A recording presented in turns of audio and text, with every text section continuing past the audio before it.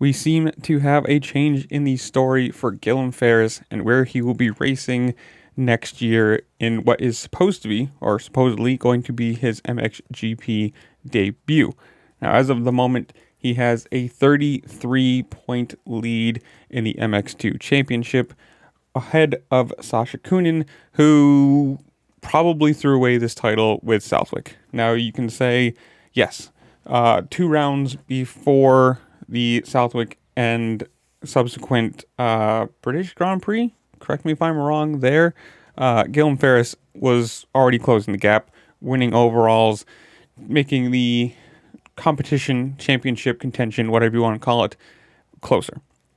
Since the Southwick incident for Sasha Kunin, he's had a pretty bad last couple weeks. He finished 8th at the British Grand Prix, and last weekend in the Czech Republic Grand Prix, he ended up 7th, with Farres getting another overall win. So, extending the points lead up to 33.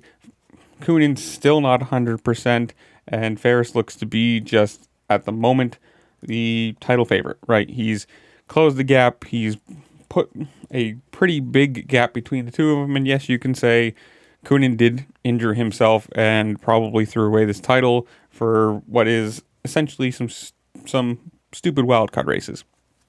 Well, a couple days ago, if you follow the silly season news, it was rumored that Guillem Farres would be making his MXGP debut, or rookie season, for KRT Kawasaki, who obviously is losing Romain Febvre this year, who is moving over to Ducati, and it seemed to be like a pretty good fit.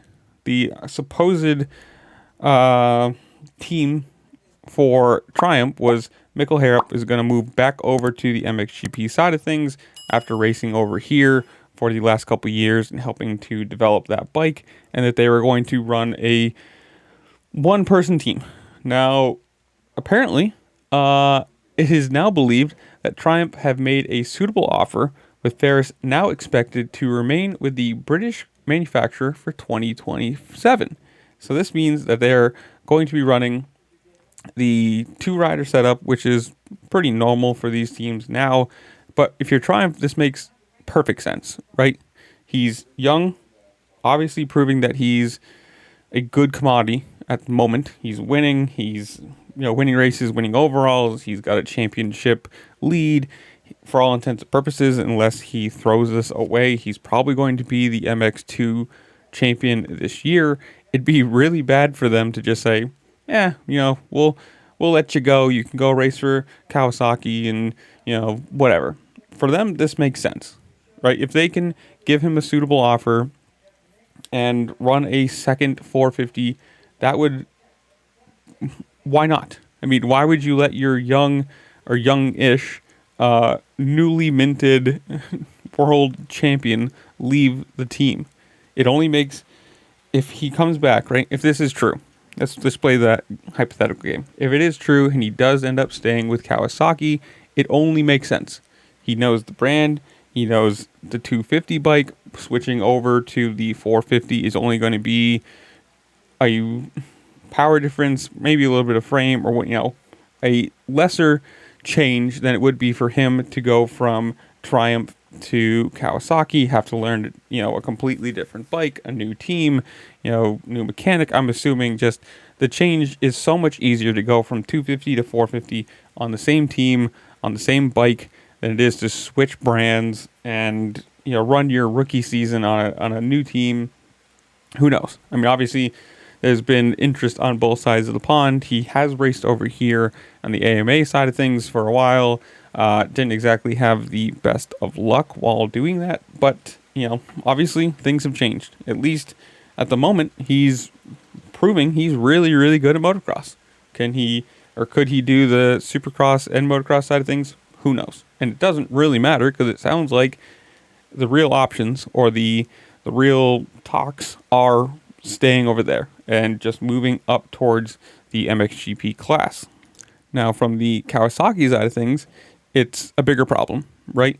They've lost, or losing, Romain Febvre this year, the defending MXGP title holder. I think he's third in the running this year. So a very competitive rider in his own right.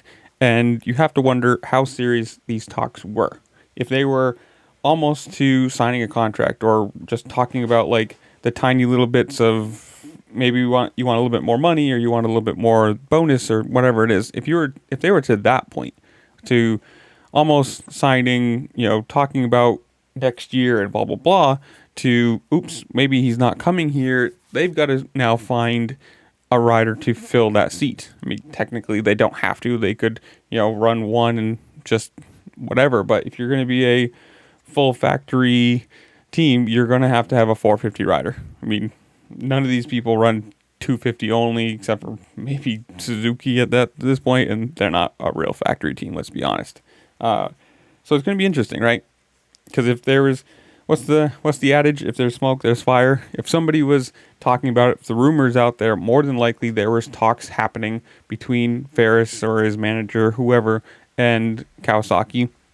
And if you're a Triumph, of course you're going to be talking to him every single week, saying, hey, maybe this, maybe that. We'll see if we can keep you. Do we want to run a two bike team? And I still think it works perfectly well for Triumph, right? If you're going to have your newly minted MX2 title holder move up to the 450 side of your team, it looks good. It's a good development. You've given the guy the chance. He's proved that he's competitive and a winner, and you can move him up to the premier class, the big boy class, and hopefully make a smoother transition from 250 to 450 than having to find somebody else, or him moving over to again the different team, or Mikkel Harrop, who is a good development rider. He hasn't really seemed to be very competitive over here.